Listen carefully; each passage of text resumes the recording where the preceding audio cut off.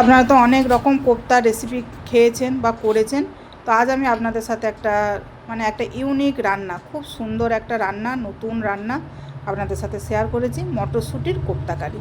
তো আপনারা অবশ্যই আমার টিপস ফলো করে এরকম সুন্দর একটা মটরশুঁটির কোপ্তা কারি, এই শীতকালে এখন ফ্রেশ মটরশুঁটি পাওয়া যাচ্ছে, ওই মটরশুঁটি দিয়ে এরকম সুন্দর একটা কোপ্তা কারি বাড়িতে তৈরি করবেন, ভগবানকে ভোগ নিবেদন করবেন এবং নিজেরাও প্রসাদ পাবেন।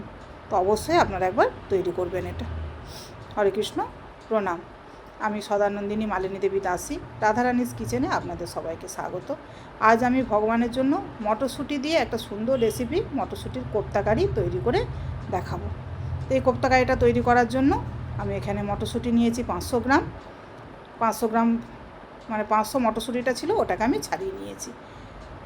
ছাড়িয়ে একটু ধনে পাতা আর 2টো কাঁচা লঙ্কা আর অল্প একটু এই যে আদা এখানে ছাড়িয়ে রেখেছি, আদা দিয়ে এটাকে আমি পেস্ট করব। আর মশলার জন্য 3টে টমেটো মাঝারি সাইজের, আর চারু মগজ, কাজু বাদাম 8-10টা কাজু বাদাম, 2 চামচ চারু মগজ সেদ্ধ করে ঠান্ডা করে নিয়েছি। এটাকে আমি মিক্সিতে পেস্ট করব। হিং রেখেছি, হিং লাগবে আমার। এটা হচ্ছে চালের গুঁড়ো, এটা বেসন, আর এখানে সব রকম গুঁড়ো মশলা, হলুদ গুঁড়ো, কাশ্মীরি লঙ্কার গুঁড়ো, ধনে গুঁড়ো, জিরে গুঁড়ো, লবণ, চিনি, এখানে ফোড়নের জন্য গোটা জিরে, একটা শুকনো লঙ্কা, টক দই 2 চামচ। আর এবার আমি এগুলোকে পেস্ট করব, মশলাটা আর মটরশুঁটিটা আমি পেস্ট করে নিয়েছি। দেখুন, এটা একটা দানা দানা পেস্ট করেছি, আপনারা দেখতেই পাচ্ছেন। এটা একদম মিহি পেস্ট করা যাবে না। আর এখানে আমি এবারে যে চালের গুঁড়ি আর বেসন নিয়েছিলাম 4 চামচ করে দুটোকেই দিয়ে দেবো। এটাও মানে আমরা যে 4 চামচ ইউজ করি ওই চামচের 4 চামচ দেবো। এবার এতে পরিমাণ মতো লবণ,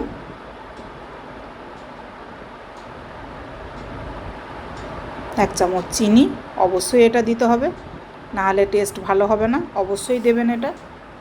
আর অল্প একটু হলুদের গুঁড়ো, অল্প একটু কাশ্মীরি লঙ্কার গুঁড়ো, আর একটা সুন্দর ফ্লেভার আসার জন্য অল্প একটু হিং দিয়ে এটাকে খুব ভালো করে হাতে করে আমি মাখিয়ে নেব। যদি আর বেসন বা চালের গুঁড়ো লাগে আমাকে দিতে হবে, কিন্তু দেখুন আমি যা মেখেছি এতে আর কিচ্ছু দেওয়ার দরকার হবে না। এবারে এইটাকে তেলে আপনারা ভাজতে পারেন, কিন্তু আমি আজকে তেলে এটাকে ভাজবো না। আমি একটা আপ্পা প্যান বসিয়েছি, এর মধ্যে অল্প অল্প করে একটু সরষের তেল দিয়ে দিয়েছি। সরষের তেল দিয়ে এতে বড়ার আকারে যেভাবে আমরা তেলে ভাজি সেই রকম করেই এর মধ্যে দিয়ে দেবো। এতে দিলে একটা শেপটা একটা সুন্দর আসে, বেশ গোল গোল মতো আসে, আমি ওই জন্য এতে ভাজছি, এছাড়া অন্য কোনো কারণ নেই। আপনারা চাইলে তেলেতেও ভেজে নিতে পারেন, কড়ার মধ্যে তেল দিয়ে তাতেও ভেজে নিতে পারেন। তো এগুলো দেখুন একটা দিক হয়ে গেছে, এবার আমি আর একটা দিক উল্টে দেবো এভাবে সুন্দর করে। দেখুন ধীরে সুস্থে এগুলোকে করে নিতে হবে। দেখুন এই মাঝেরগুলো দেখুন সুন্দরভাবে হয়ে গেছে ভাজা, এরকম লাল লাল করেই ভাজতে হবে। মাঝেরটা একটু বেশি আঁচ পায় বলে মাঝখানটায় আগে হয়ে যায়, আর ধারেরগুলো একটু টাইম লাগে, কিন্তু উল্টে পাল্টে ধারেরগুলো মাঝে নিয়ে গিয়ে এরকম মানে সাইড করে করে এইভাবে ভেজে নিতে হবে। ভেজে নিলেই তাড়াতাড়ি হয়ে যাবে। দেখুন মাঝেরগুলো হয়ে গেছে বলে আমি এগুলোকে তুলে নিলাম। তুলে নিয়ে সাইড থেকে আমি আবার মিডিলে এগুলোকে দিয়ে দেবো, তাহলে এইগুলোও তাড়াতাড়ি করে হয়ে যাবে। এমনি দুটো দিক হয়ে গেছে, আর মাঝখানে দিয়ে দিলে এগুলো তাড়াতাড়ি করে হয়ে যাবে। এবার যেটুকু ব্যাটার বাকি ছিল সেগুলো থেকে আমি আবার এই ফাঁকা জায়গাগুলোই দিয়ে দেবো। তা আপনারা অবশ্যই এরকম একটা মানে ইউনিক রান্না, খুব টেস্টফুল রান্না বাড়িতে অবশ্যই একবার তৈরি করবেন। মানে এখন এই মটরশুঁটি তো খুবই সুন্দর মিষ্টি মটরশুঁটি, এই মটরশুঁটি দিয়ে এই রেসিপিটা অবশ্যই একবার বাড়িতে তৈরি করবেন। মটরশুঁটি দিয়ে তো অনেক কিছু রেসিপি হয়, তো আপনারা এটাও একবার তৈরি করে দেখবেন, আশা করি ভালো লাগবে। তো বাকি যেগুলো সাইডেরগুলো আমি আবার মাঝে দিয়ে দিয়েছি, দিয়ে আর যেটুকু ব্যাটার বাকি ছিল বাকিটা এইখানে দিয়ে আমি ওই একইভাবে সবগুলোকে বেশ উল্টে পাল্টে লাল করে সুন্দর করে ভেজে তুলে নেবো ওগুলোকে। দেখুন এগুলো আমার ভাজা হয়ে গেছে, একে একে আমি রেডি করে সবগুলোই আমি তুলে নেবো। দেখতেই পাচ্ছেন কত সুন্দর হয়েছে, কালারও কত সুন্দর হয়েছে, সবুজও আছে অথচ ভাজাও হয়ে গেছে। এইটাতে করলে এই রকমই হয়, সুন্দর হয়। আর আপনারা চাইলে ভেজেও নিতে পারেন, যেটা আপনাদের সুবিধা হবে সেরকমই করবেন। দেখুন দেখতে কত সুন্দর হয়েছে, কত মুচমুচেও হয়েছে।